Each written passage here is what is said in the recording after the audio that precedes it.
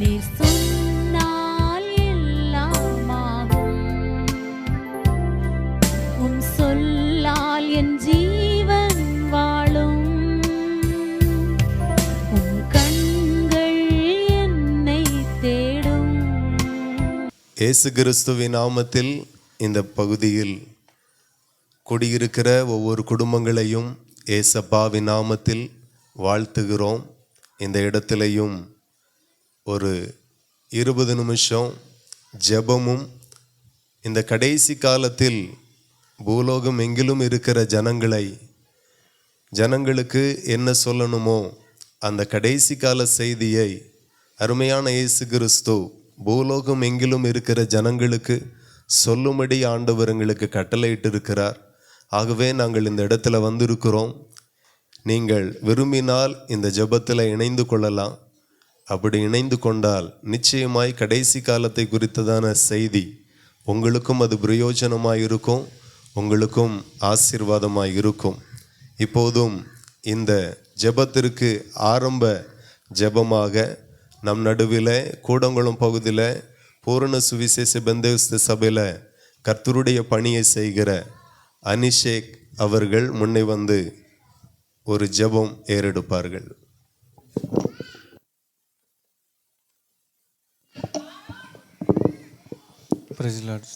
எங்கள் பரலோக தேவனே, பரிசுத்த பிதாவே, உம்மை நன்றியோடு துதிக்கிறோம், உம்மை ஸ்தோத்தரிக்கிறோம். அப்பா கர்த்தாவே, இந்த நாளிலும் நாங்கள் ஏறெடுக்கிற இந்த சுவிசேஷ ஊழியத்தை கர்த்தர் ஆசீர்வதித்து தருவீராக.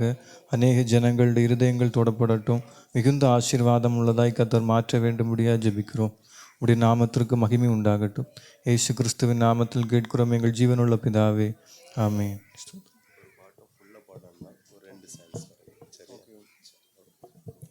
இப்போது ஒரு பாடலை பாடுவோம்.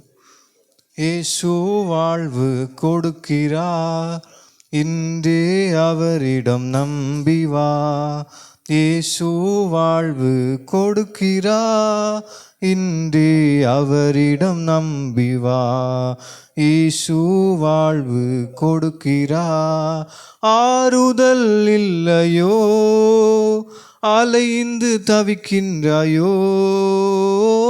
ஆறுதல் இல்லையோ, அலைந்து தவிக்கின்றாயோ. ஆறுதல் தந்திடும் இயேசு அன்பாய் உன்னை அழைக்கிறாரே. ஆறுதல் தந்திடும் இயேசு அன்பாய் உன்னை அழைக்கிறாரே. அழைக்கிறார், அழைக்கிறார், இயேசு உன்னை அழைக்கிறார். அழைக்கிறார், அழைக்கிறார், இயேசு உன்னை அழைக்கிறார். இயேசு வாழ்வு கொடுக்கிறார், இன்றே அவரிடம் நம்பி வா. இயேசு வாழ்வு கொடுக்கிறார், இன்றே அவரிடம் நம்பி வா. வியாதியின் கொடுமையோ, நம்பிக்கை இழந்தாயோ. ஓ வியாதியின் கொடுமையோ, நம்பிக்கை இழந்தாயோ. சுகத்தை தந்திடும் இயேசு அன்பாய் உன்னை அழைக்கிறாரே. சுகத்தை தந்திடும் இயேசு அன்பாய் உன்னை அழைக்கிறாரே. அழைக்கிறார், அழைக்கிறார், இயேசு உன்னை அழைக்கிறார். அழைக்கிறார், அழைக்கிறார், இயேசு உன்னை அழைக்கிறார்.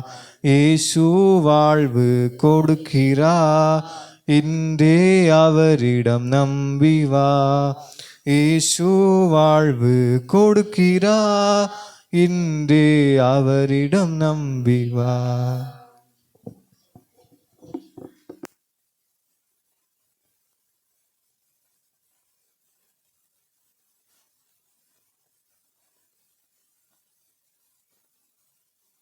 இயேசு கிறிஸ்துவின் நாமத்தில் ஒரு விசை கூட இந்த இடத்துல குடியிருக்கிற, இந்த ஜெபத்தில் பங்கெடுத்து கொண்டு இருக்கிற ஒவ்வொரு குடும்பங்களையும் மறுபடியும் வாழ்த்துகிறோம். உங்கள் துக்கம் சந்தோஷமாய் மாறும் என்று வேதத்தில் ஆண்டவர் சொல்லியிருக்கிறார். அந்த நல்ல வார்த்தையை நான் உங்கள் மேலே, உங்கள் குடும்பத்தின் மேலே சொல்லுகிறேன்.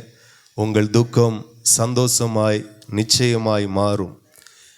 என்னென்ன வேதனையோடு துக்கத்தோடு நீங்கள் இருந்தாலும் இந்த ஜெபத்தில் எங்களோடு கூட இயேசுவை நினைத்து கொள்ளுங்கள். நிச்சயமாய் அவர் உங்களுக்கு சமாதானத்தையும் ஆறுதலையும் நிச்சயமாய் ஆண்டவர் தருவார். இந்த இடத்திலையும் தெருவில் நின்று வேதத்தை குறித்து பேசுகிறதற்கு என்ன காரணம் அப்படின்னா, ஆண்டவர் எங்களுக்கு வேதத்தில் கட்டளையிட்டு இருக்கிறார். நீங்கள் உலகம் எங்கிலும் புறப்பட்டு போய் சகல ஜாதிகளுக்கும் சுவிசேஷத்தை பிரசங்கியுங்கள் என்று சொல்லி ஆண்டவர் கட்டளையிட்டு இருக்கிறார். ஆகவே ஆண்டவருடைய வார்த்தைக்கு கீழ்ப்படிந்து ஒவ்வொரு தெருக்களிலேயும் பட்டணங்களிலேயும் கிராமங்களிலேயும் நாங்கள் கடந்து போய் இயேசுவை குறித்து, கடைசி காலத்தை குறித்து, வேதத்தில் சொல்லப்பட்ட சில காரியங்களை குறித்து ஒவ்வொரு தெருவாய் கிராமங்கள் தோறும் இன்றைக்கு இருக்கிற சபைகள் போய் சொல்லுகிறது. ஆகவே இந்த செய்தி நாங்கள் விரும்பி உங்கள் நடுவில் சொல்ல வரல. ஆண்டவர் உங்களிடத்தில் சொல்ல சொன்னபடியினால் அவருடைய வார்த்தைக்கு இணங்கி நாங்கள் இந்த இடத்துல வந்திருக்கிறோம்.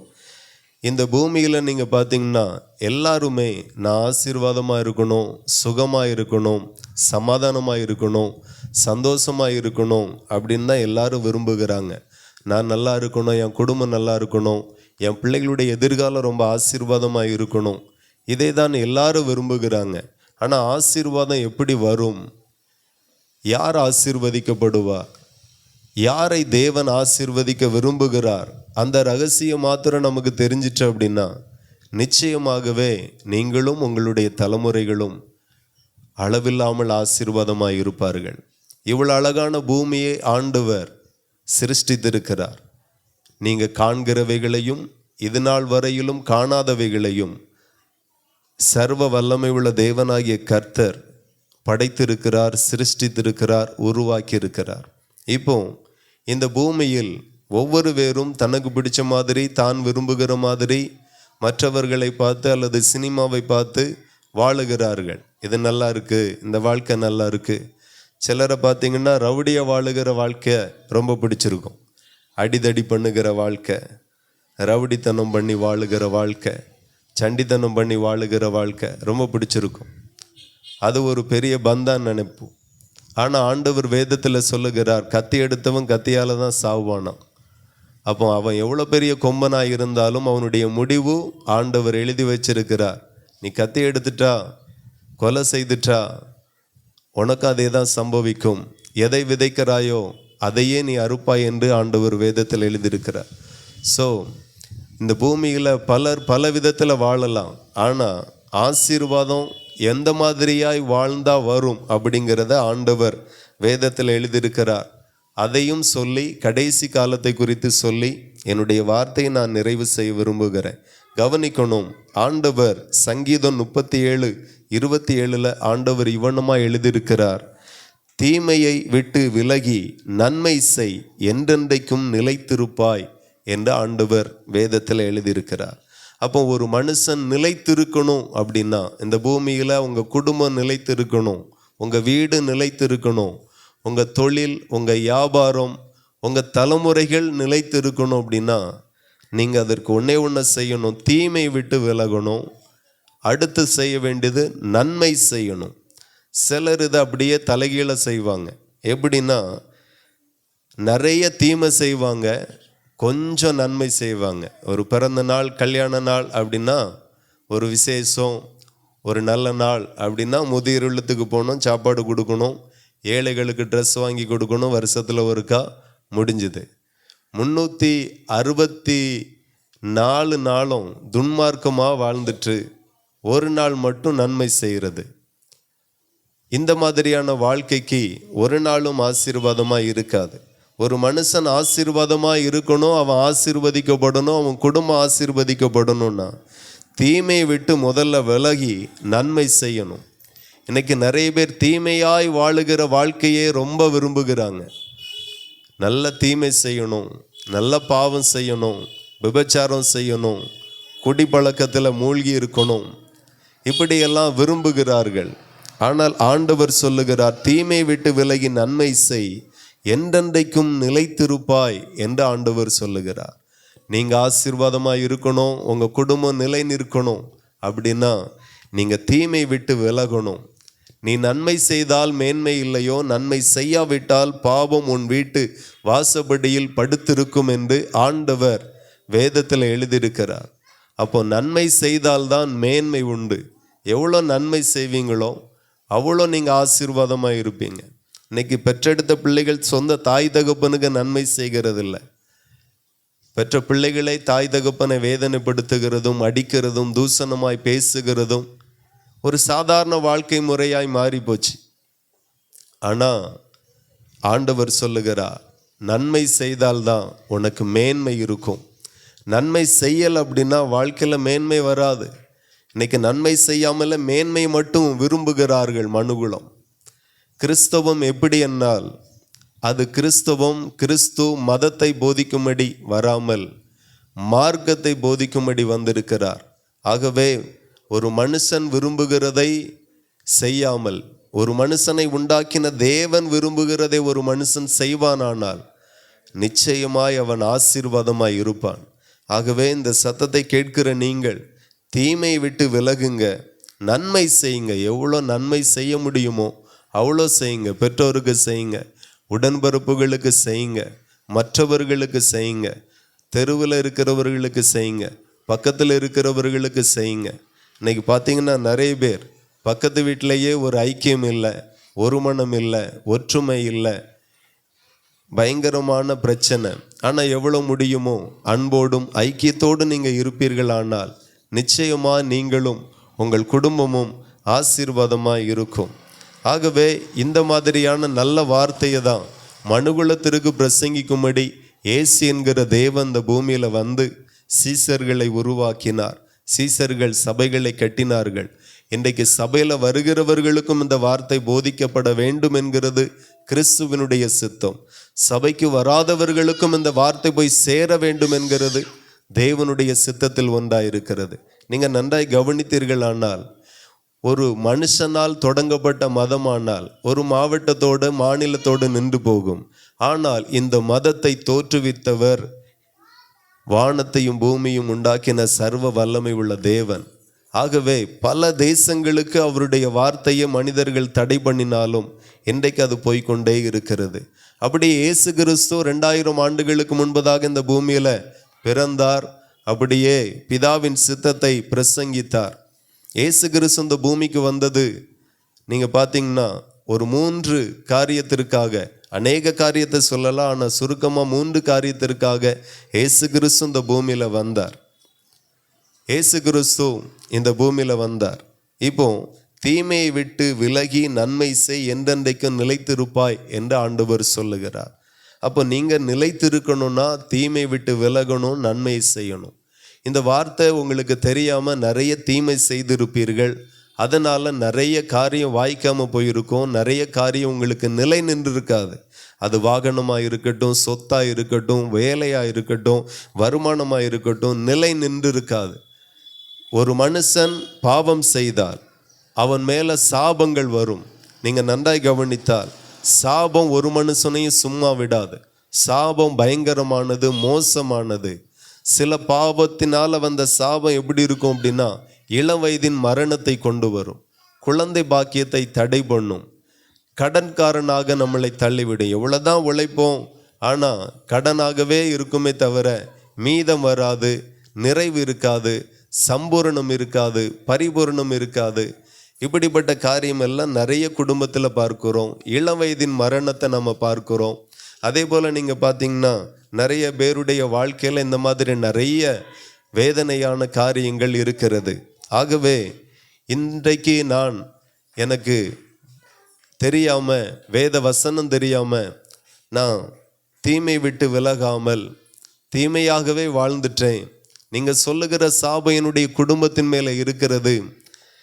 இந்த சாபத்தை யார் மாற்றுவா அப்படின்னா வேதத்தில் சொல்லப்பட்டு இருக்கிறது, இயேசு அற்புதம் செய்கிறவர் மட்டுமல்ல, ஆசீர்வதிக்கிறவர் மட்டுமல்ல, இயேசு கிறிஸ்து பாவங்களை மன்னிக்கிறவர், சாபங்களை எடுத்து போடுகிறவர். பாவத்தை மன்னிக்க ஒரே ஒரு தேவனுக்கு தான் அதிகாரம் உண்டு, அவர்தான் இயேசு கிறிஸ்து. உங்களுடைய பாவம் எவ்வளோ கொடூரமானதாக இருந்தாலும் அதை மன்னிக்க இயேசு வல்லவராய் இருக்கிறார். ஆகவே இருதயத்தில் வீடுகளில் இருக்கிற நீங்கள், ஆண்டவரே என்னுடைய பாவத்தை மன்னிங்க என்று சொல்லி நீங்கள் சொல்லி பாருங்க. நிச்சயமாக இயேசு கிறிஸ்து உங்களுடைய பாவத்தை மன்னித்து மறுவாழ்வை தருவார். அப்படி இயேசு கிறிஸ்து இந்த பூமியில் வந்தது ஒரு 3 நோக்கத்தை மாத்திரம் நான் சொல்லி என்னுடைய வார்த்தை முடிக்கிறேன். நீங்கள் கவனித்தால் இயேசு கிறிஸ்து இந்த பூமியில் வரும்போது இதே போல நல்ல விஷயங்களை மனிதர்களுக்கு போதித்தார். போதிக்கிறவராக இயேசு வந்தார். 2வது எதற்காக இயேசு கிறிஸ்து வந்தார் அப்படின்னா, நோய்வாய்ப்பட்ட ஜனங்களை சுகமாக்குகிறவராக இயேசு வந்தார். நிறைய ஜனங்கள் இன்னைக்கு நோய்கள் இல்லாதவர்கள் ஒருவருமே இல்லை. பல நோய்களுக்கு மருந்தே கண்டுபிடிக்கப்படலை, மருந்தே இல்லை, மருந்து கொடுத்தாலும் பிரயோஜனம் இல்லை. அப்படி யாராகிலும் இருப்பீர்களானால் உங்களுக்கு நான் ஒரு தெய்வத்தை அறிமுகப்படுத்துகிறேன், அவர்தான் இயேசு கிறிஸ்து. அவரால் சுகமாக்க முடியாத நோய்கள் இல்லை, அவர் உங்களை சுகமாக்குவார். இயேசு இந்த பூமியில் இருக்கும்போது நிறைய பிசாசுகளை துரத்தினார். இன்றைக்கும் நிறைய பேர் சேவனை கட்டுகளில் பாதிக்கப்பட்ட குடும்பங்கள் நிறைய இருக்கிறது.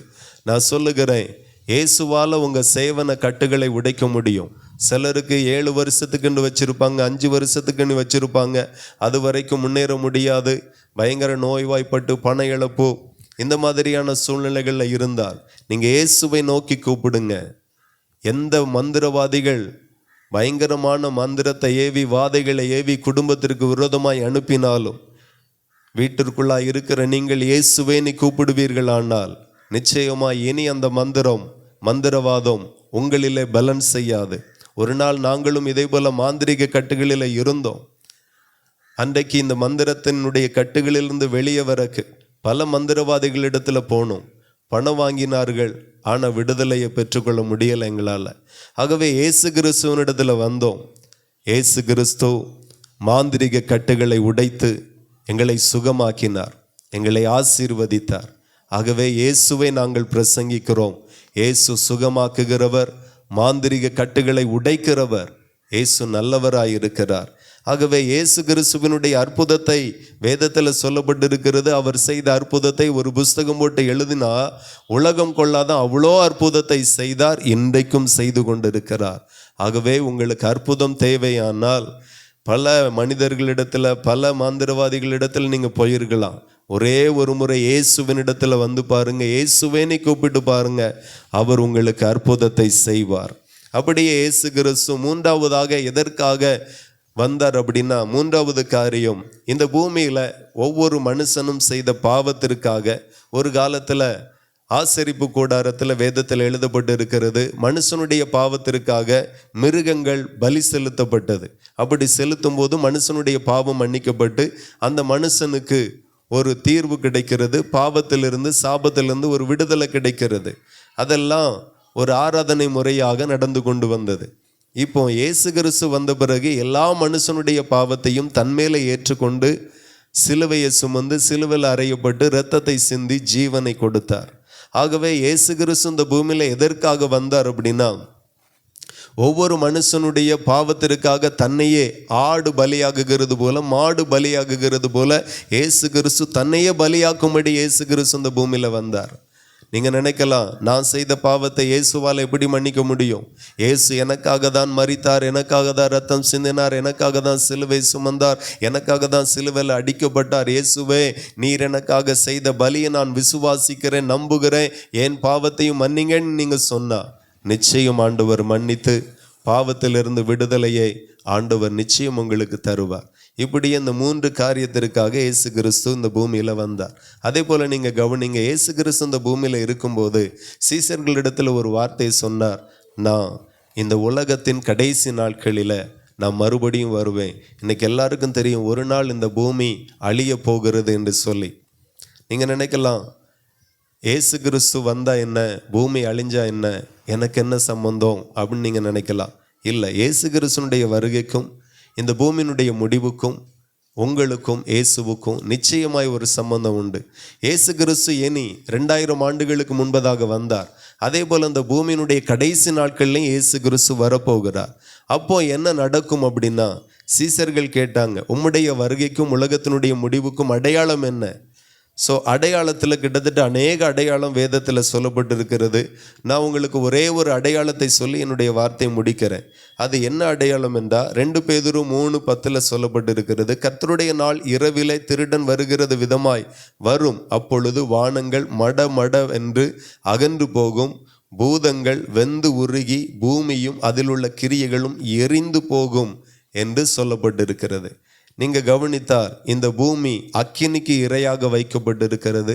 ஒரு நாள் இந்த பூமி அழிந்து போகும் என்று சொல்லி ஆண்டவர் வேதத்தில் எழுதியிருக்கிறார். அதனுடைய அடையாளம் என்ன அப்படின்னு பார்த்தீங்கன்னா, இப்போ எல்லா இடத்துலையும் நம்ம பார்க்குறோம் பூமி வெப்பமயமாகுது. எல்லா நியூஸ் சேனல்களையும் சொல்லிக்கிட்டே வராங்க. ஆகையினால தான் ஒவ்வொரு வருஷமும் நீங்கள் பார்த்தீங்கன்னா அந்த வெயில் காலங்கள் வரும்போது போன வருஷத்தோடு இந்த வருஷம் வெயில் அதிகம், மழை குறைஞ்சிட்டு போகுது, வெயில் கூடிட்டு போகுது. இருக்கவே முடியலை, வீட்டில் ஏசி இல்லாமல் வாழ முடியாத ஒரு நிலைக்கு நம்ம தள்ளப்படுகிறோம். ஆனால் ஏசியும் நல்லதா அப்படின்னு பார்த்தா அதுவும் நம்ம சரீரத்துக்கு நல்லதில்லை. ஆனால் சூழ்நிலை அப்படி மாறிட்டே போகுது. வருஷந்தோறும் வெயில் கூடுது, அப்படியே கொஞ்சம் கொஞ்சமாக கூடுது, மழை குறையுது. அப்போ ஆண்டவருடைய வேதத்தில் சொல்லப்பட்டிருக்கிறது, பூமியும் அதில் உள்ள கிரியைகளும் எரிந்து அழிந்து போகும் என்று சொல்லப்பட்டிருக்கிறது. இது ஒரு நாள் நடக்கும். காலம் சென்ற ஒரு சயின்டிஸ்ட் சொன்னார், இந்த பூமி இன்னும் ஒரு 100 வருஷம் தாங்காது, 100 வருஷம் போகாது என்று சொல்லி தெளிவாய் அவருடைய ஆய்வு குறிப்பில் அவர் சொல்லிட்டு போயிருக்கிறார். நீங்கள் கவனித்தீர்களானா, ஏன் இந்த பூமியில் வெப்பமயம் அதிகமாகுது, ஏன் மக்கள் நோய்வாய்ப்படுகிறாங்க, கொள்ளை நோய் வருகிறது என்று சொல்லி நீங்கள் பார்த்தீங்கன்னா, சயின்டிஸ்ட் ஆராய்ந்து சொல்லுகிறாங்க, சூரியனுக்கு அடுத்த பகுதி, அதில் ஒரு பகுதி இருக்குது ஓசோன் படலம் என்று சொல்லி, அதில் யூவி லேயர் என்று சொல்லி ஒரு பகுதி இருக்கிறது. அதுக்குள்ளே இருந்து வெளிச்சம் சூரிய கதிர்கள் வரும்போது அது நல்ல கதிராக இருக்கும். ஆனால் சில இடங்களில் இந்த ஓசோன் படலத்தில் ஓட்டை விழுந்து அப்படியே கிடக்கிறதுனால அதில் இருந்து ஃபில்டர் ஆகாமல் வரக்கூடிய நேரடி சூரிய ஒளி அந்த கதிர் மனுஷன் மேலே படும்போது அந்த மனுஷனுக்கு கண் பார்வை போகுது. பார்வை குறைபாடு இப்போ தலைவிரித்து ஆடுகிறது. முன்னாடி தாத்தா பாட்டி எல்லாம் பார்த்திங்கன்னா 60 வயசு 65 வயசு 70 வயசில் கண்ணாடி போட்டாங்க. இப்போ 10 வயசு பிள்ளையும் கண்ணாடி போட்டிருக்கு. 15 வயசுலேருந்தே ஸ்டார்ட் ஆகிறது. கண்டிப்பாக போடாதவங்க 40 வயசுக்கு மேலே போட்டே ஆகணும் அப்படிங்கிற நிலைமைக்கு தள்ளப்படுகிறாங்க. இதெல்லாம் சூரிய கதிர், அந்த மோசமான கதிர் பாதிப்பு. அதே போல் நிறைய பேருக்கு பார்த்திங்கன்னா கேன்சர் நோய் வருகிறது, தோல் வியாதி வருகிறது. இதெல்லாம் ஏன் அப்படின்னா, அந்த சூரியனில் இருந்து வரக்கூடிய நல்ல கதிருக்கு பதிலாக கொடிய தீமையான கதிர் வருகிறது. அதனால் வெப்பம் அதிகமாகுது, நோய்கள் அதிகமாகுது, நோய் எதிர்ப்பு சக்தி மனுஷனுக்குள்ளாய் குறைந்து கொண்டே போகுது. இதெல்லாம் இயேசு கிறிஸ்துவினுடைய வருகையின் அடையாளம். கடைசி காலத்தில் இதெல்லாம் சம்பவிக்கும் என்று சொல்லப்பட்டு இருக்கிறது. ஆகவே நீங்கள் நியூஸாக கேள்விப்படுகிறதெல்லாம் அடையாளமாய் சொல்லப்பட்டிருக்கிறது. இந்த அடையாளத்தை நீங்கள் எல்லாம் பார்க்கும்போது இயேசுவை விசுவாசிங்க. அவருடைய வருகையில் இந்த கடைசி காலத்தில் நீங்கள் எல்லாம் தப்பணும் அப்படின்னா, ஒரு மனுஷன் பரலோகத்துக்கு போகணும் அப்படின்னா இயேசுவை விசுவாசிக்கணும். இயேசு கிறிஸ்து ஏன் 2வதாக வருகிறார்? 2000 ஆண்டுகளுக்கு முன்பதாக இயேசு வந்தார். ஏன் மறுபடியும் வருகிறார் அப்படின்னா, ஒரு காலம் வரும், அப்போ இந்த பூமியில் வாழ முடியாது. அந்த கடைசி நாட்களில் இயேசு கிறிஸ்துனுடைய வசனத்தின்படி எந்த ஒரு மனுஷன் வாழுகிறானோ அந்த மனுஷன் ஒரு நொடி பொழுதிலே மறுரூபமாக்கப்பட்டு இயேசுவோடு கூட சேர்க்கப்பட்டு பரலோகத்திற்கு எடுத்துக்கொள்ளப்படுவான் என்று வேதத்தில் சொல்லப்பட்டிருக்கிறது. அதே போல் ஒரு மனுஷன் கிறிஸ்துவனுடைய வார்த்தையின்படி வாழ்ந்து மரித்து போயிருப்பானால் கல்லறையில் அவனுடைய ஆத்துமாவை உயிர்ப்பிக்கப்பட்டு அவர் தன்னோடு சேர்த்து கொள்ளப்பட்டு பரலோகத்துக்கு அவனை எடுத்துக்கொள்ளுவார். இவ்வண்ணமாக ஒரு சம்பவம் நடக்கும். அதற்கு என்ன செய்யணும் அப்படின்னா, இயேசுதான் மெய்யான தேவன் என்று விசுவாசிக்க வேண்டும், இயேசுவை விசுவாசிக்க வேண்டும். அதே போல ஒரு மனுஷனுடைய பாவம் மன்னிக்கப்பட வேண்டும்.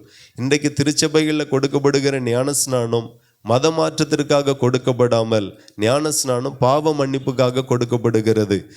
ஆண்டவரே, என்னுடைய பாவத்தை மன்னியும், இனி நான் பாவம் செய்ய மாட்டேன் என்று சொல்லி நீங்கள் ஒப்பு கொடுத்து ஞானஸ்நானம் எடுப்பீர்களானால் உங்கள் பாவத்தை இயேசு கிறிஸ்து மன்னித்து உங்களை பரிசுத்தப்படுத்தி உங்களை நீதிமானாய் வாழ வைப்பார். அப்படி இயேசு கிறிஸ்து வரும்போது நீங்கள் ஞானஸ்நானம் எடுத்திருக்கணும், இயேசு கிறிஸ்துவை விசுவாசிக்கணும். அதே போல் சபைகளில் கிறிஸ்துவின் ஆவியை கிறிஸ்து கொடுக்கிறார். இது எதற்காக அப்படின்னா, கிறிஸ்துவின் ஆவி இல்லாதவன் கிறிஸ்துவினுடையவன் அல்ல என்று சொல்லி வேதத்தில் எழுதப்பட்டிருக்கிறது.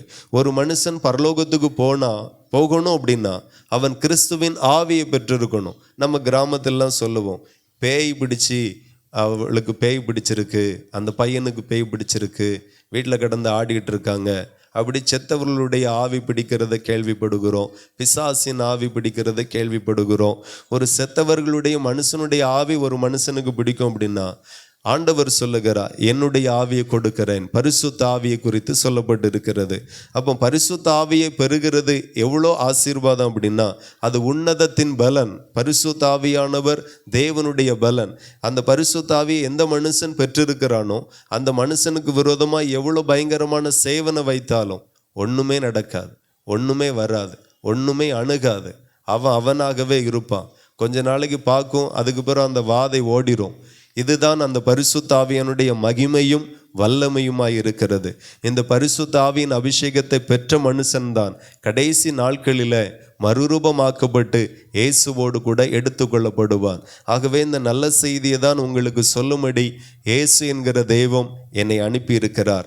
ஆகவே நீங்கள் புரிஞ்சு கொள்ளுங்க, இயேசுவை விசுவாசிங்க. சேவன கட்டுகளில் இருப்பீர்களானால் நீங்கள் இயேசுவை விசுவாசிங்க. அவர் உங்களுக்கு விடுதலையை தர அவர் வல்லவராய் இருக்கிறார். இவ்வளவு நேரம் பொறுமையாய் கர்த்தருடைய வார்த்தை கேட்ட உங்களை பரலோகத்தின் தேவன் நிச்சயமாய் ஆசீர்வதிப்பார். இப்போதும் நம் நடுவில் இருக்கிற சகோதரி கலா அவர்கள் ஜெபித்து இந்த ஜெபத்தை நிறைவு செய்வார்கள்.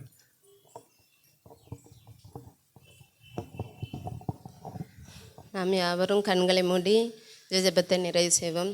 கண்களை மூடி எல்லாரும் ஜெபம் பண்ணுவோம். ஸ்தோத்திரம் அப்பா, ஹல்லேலூயா. அப்பா உமக்கு ஸ்தோத்திரம், உமக்கு நன்றி தகப்பனே. இந்த நல்ல வேலைக்காக உமக்கு நன்றி செலுத்துகிறேன் தகப்பனே. இந்த நேரத்தில் இந்த இடத்துல அப்பா இந்த ஜனங்களுக்கு அப்பா உம்முடைய வார்த்தை அறிவிக்கும்படி கொண்டு இந்த இடத்துல உம்முடைய வார்த்தைகளை அறிவிக்க தந்த மகா பெரிய கிருபைக்காக உமக்கு நன்றி செலுத்துகிறோம் ஆண்டவரே. இந்த வார்த்தைகள் ஒவ்வொருவருக்கும் ஆண்டவரே அவங்க இருதயத்தில் அப்பா விழுந்து அப்பா 100, 60, 30 கனி கொடுக்கும்படிக்காக ஸ்தோத்திரம் ஆண்டவரே. அப்பா அந்த ஜனங்கள் அப்பா உம்முடைய வார்த்தைகளை கேட்டது நிமித்தம் அப்பா அந்த ஜனங்களை தேவநீர் ஒரு விசை கூட அப்பா ஆசீர்வதிப்பீராக ராஜா. ஆண்டவரே இந்த இடத்துல அப்பா ஸ்தோத்திரம் தகப்பனே. இதற்கு பிறகு ஒரு ஆசீர்வாதத்தை இந்த ஜனங்கள் கொண்டு கொள்ள உதவி செய்வீராக தகப்பனே. ஆண்டவரே இந்த ஏற்படுத்தி தந்த சகோதரிக்காக ஸ்தோத்திரம் தகப்பனே. அவர்களை 1000 மடங்கு ஆசீர்வதிப்பீராக தகப்பனே. ஆண்டவரே அப்பா அந்த இடத்தை அப்பா எங்களுக்கு அனுகூலமாக்கி தந்த சகோதரியுடைய கரத்தில் கொடுக்கிறேன் தகப்பனே. அவர்கள் இப்பொழுது இருக்கிறதை பார்க்கலாம் 1000 மடங்கு தேவன் ஆசீர்வதிப்பீராக ராஜா. ஆண்டவரே சுற்றிலும் இருக்கிற ஜனங்களை ஆசீர்வதிப்பீராக தகப்பனே. ஆண்டவரே சிறு பிள்ளைகள், வாலிபர்கள், பெரியவர்கள், ஆண்கள், பெண்கள் ஒவ்வொருவரையும் தனித்தனியாக பேர் பேராக உம்முடைய கரத்தில் கொடுக்கிறோம் தகப்பனே. இந்த தெரு ஜனங்கள், இதை சுற்றிலும் உள்ள ஜனங்கள் ஆண்டவரே, இந்த இடத்தை சுற்றிலும் உள்ள ஜனங்கள் இன்னும் அதிகமாக உம்முடைய வார்த்தைகளை எங்கெங்கெல்லாம் இருந்து கேட்டு கொண்டிருந்தார்களோ அவங்களெல்லாம் என் தேவ நீர் அதிசயமாக ஆசீர்வதிப்பீராக ராஜா. ஆண்டவரே நீர் இதில் ஜீவனுள்ள தெய்வமாக அப்பா நீர் இருக்கிறதை ஒவ்வொரு ஜனங்களும் அப்பா இதில் இருந்த ஜனங்களும் கேட்டுக்கொண்டிருக்கிற ஜனங்களும் இதை சுற்றிலும் இந்த பட்டணத்தை சுற்றிலும் இருக்கிற ஜனங்களும் கண்டு கொள்ளத்தக்கதாக என் தேவ ஆவியானவர் நீர் இந்த இடத்துல அசைவாடுவீராக தகப்பனே. அப்பா உமக்கு ஸ்தோத்திரம் தகப்பனே. அப்பா இந்த இடத்துல இருக்கிற ஒவ்வொருவரையும், சிறியவரையும், பெரியவரையும், வாலிபரையும் அப்பா உம்முடைய கரத்தில் கொடுக்கிறோம் தகப்பனே. அப்பா நீங்கள் ஆசீர்வதிப்பீராக தகப்பனே. ஆண்டவரே உம்முடைய வார்த்தைகள் அவங்களுக்குள்ளாக வளர்ந்து அப்பா அந்த விதைகள் அப்பா மரமாக முளைத்து அப்பா கனி கொடுக்கிறவர்களாக என் தேவன் ஒவ்வொருவரையும் மாற்றுவீராக. அப்பாவின் கரத்தில் கொடுக்கிறேன், நீரே பொறுப்பிடும். எல்லா துதிகனமையும் உமக்கே செலுத்துகிறோம். இயேசுவின் மூலமாய் ஜெயிக்கிறோம் ஜீவனுள்ள நல்ல தந்தையே. நீர் சொன்னால் எல்லாம் ஆகும். உம் சொல்லால் என்